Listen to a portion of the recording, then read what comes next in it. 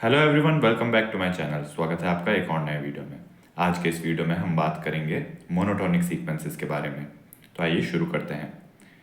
Monotonic sequence, हमारे पास कोई xn sequence है तो उसे हम मोनोटोनिकली इंक्रीजिंग तब कहेंगे when x n is less than x m for all n is less than m. अगर हमारे पास कोई सीक्वेंस ऐसा है जिसके अंदर हर टर्म एक्सएन जो है वो लेस देन इक्वल टू है उसके आगे वाली टर्म से, उसके जो नेक्स्ट टर्म्स है, for example first term second term से लेस देन इक्वल टू है, सेकंड टर्म थर्ड टर्म से लेस देन इक्वल टू है, तो हम उस जो सीक्वेंस है उसे हम मोनोटोनिकली इंक्रीजिंग कहेंगे। स्ट्रिक्टली इंक्रीजिंग, हमारे पास अगर कोई सीक्वेंस ऐसा है जहाँ पर xn is strictly less than XM, हमारे पास मोनोटोनिकली इंक्रीजिंग में था लेस देन इक्वल टू। जब हमारे पास सिर्फ लेस देन होगा तब हम कहेंगे उसे स्ट्रिक्टली इंक्रीजिंग, या फिर कुछ टेक्स्ट में आपको स्ट्रिक्टली मोनोटोनिकली इंक्रीजिंग भी देखने को मिलेगा। नेक्स्ट है हमारे पास मोनोटोनिकली डिक्रीजिंग। जब x n is greater than equal to x m for all n is less than m, तब हम उसे कहेंगे मोनोटोनिकली डिक्रीजिंग। एंड जब लेस देन इक्वल टू की जगह स्ट्रिक्टली ग्रेटर देन होगा, ग्रेटर देन इक्वल टू की जगह स्ट्रिक्टली ग्रेटर देन होगा, तो हम कहेंगे स्ट्रिक्टली डिक्रीजिंग। तो इसका मतलब क्या हुआ? तो अगर हम जैसे कि कंसिडर करें सीक्वेंस एस एन को, एस एन हम ऐसा सीक्वेंस कंसिडर करें जहाँ पे हम सिर्फ एन को ले रहे हैं, n belongs to natural number, तो ये भी अपने आप में एक सीक्वेंस है नेचुरल नंबर्स का 1 2 3 4।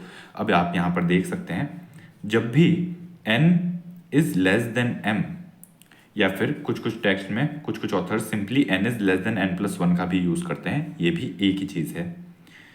तो जब n is less than m है तो जो सीक्वेंस की टर्म है एस एन वो भी लेस देन एस एम ही आएगी। जो फर्स्ट टर्म है वो 1 है और जो सेकंड टर्म है वो 2 है, तो फर्स्ट टर्म सेकंड टर्म से छोटी है, फर्स्ट टर्म अपने आने वाली सभी टर्म से छोटी है, सेकंड टर्म आगे आने वाली सभी टर्म से छोटी है। तो यानी कि जो सीक्वेंस है उसकी जो टर्म्स का जो वैल्यू है वो बढ़ती जा रही है, इसीलिए हमने कहा मोनोटोनिकली इंक्रीजिंग। इंक्रीजिंग मतलब वो बढ़ रहा है, जैसे एक ग्राफ है तो वो एक ग्राफ जैसे बढ़ रहा है। और मोनोटोनिकली, मोनोटोन मतलब एक समान, तो एक ही तरीके से बढ़ रहा है। ऐसा नहीं हो रहा है कि कभी बढ़ के कभी नीचे आया, कभी कोई वैल्यू कम आई, फिर कभी कोई वैल्यू बढ़ी और फिर कभी कोई वैल्यू कम आई, ऐसा नहीं हो रहा है। हमारे पास सिर्फ एक ही पैटर्न है, वो सिर्फ बढ़ रहा है, मोनोटोनिकली इंक्रीजिंग। और strictly increasing equal to sign भी नहीं आ रहा है। सिमिलरली मोनोटोनिकली डिक्रीजिंग में हमने देखा कि सीक्वेंस की जो वैल्यू है वो कम होती जा रही है। फॉर एग्जांपल 1/n अगर हम कंसीडर करें सीक्वेंस, तो हमारे पास सीक्वेंस बनेगा 1, 1/2, 1/3। हम यहाँ पर देख रहे हैं जो सीक्वेंस की जो टर्म्स की वैल्यू है 1 इज ग्रेटर देन 1/2, क्योंकि 1/2 0.5 मिलेगा और 1/3 हमें 0.3 मिलेगा, तो 1/2 इज ग्रेटर देन 0.333, यानी कि 1/2 इज ग्रेटर देन 1/3। तो यानी कि ये जो सीक्वेंस हुआ वो मोनोटोनिकली डिक्रीजिंग हुआ।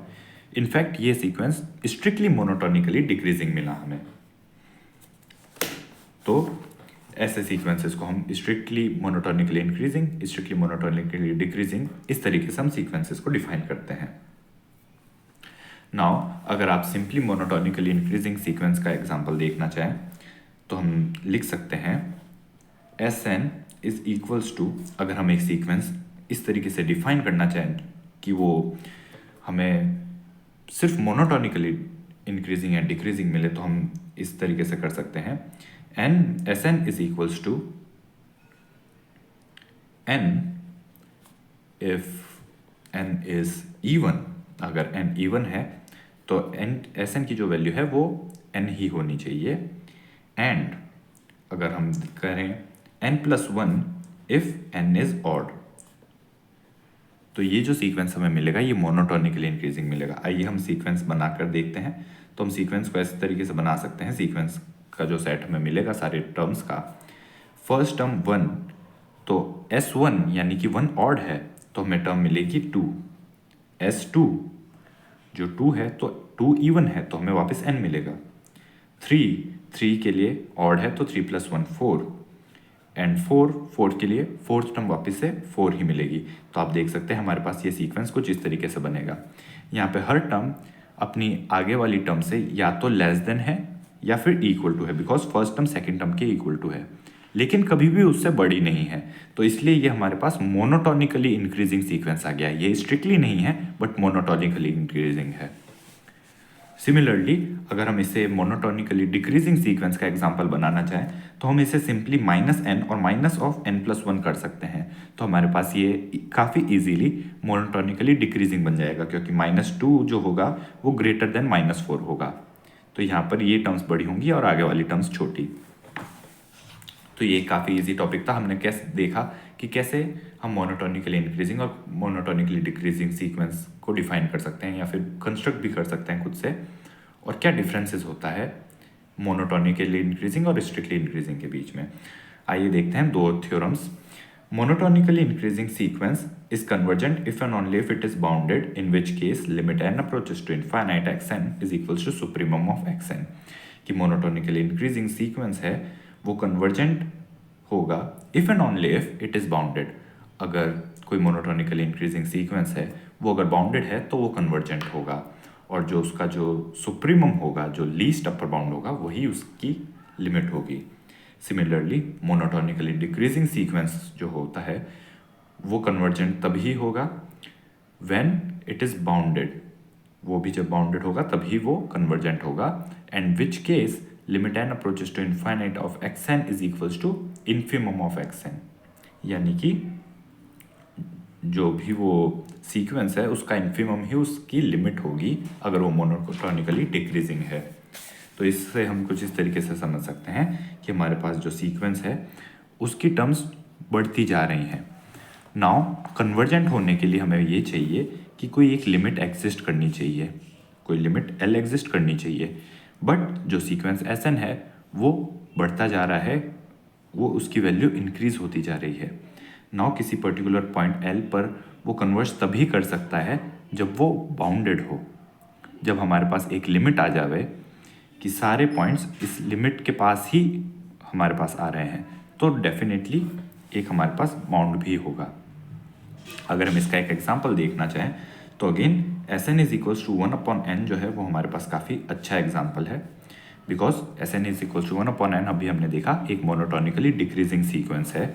1/2 ये एक मोनोटोनिकली डिक्रीजिंग सीक्वेंस है, और हम जानते हैं कि ये एक बाउंडेड है 0,1 के अंदर, एंड 0,1 के अंदर बाउंडेड भी है ये, एंड इसकी जो लिमिट है वो एग्जिस्ट भी करती है और वो होती है 0, और 0 ही इस सीक्वेंस की इन्फिमम भी है।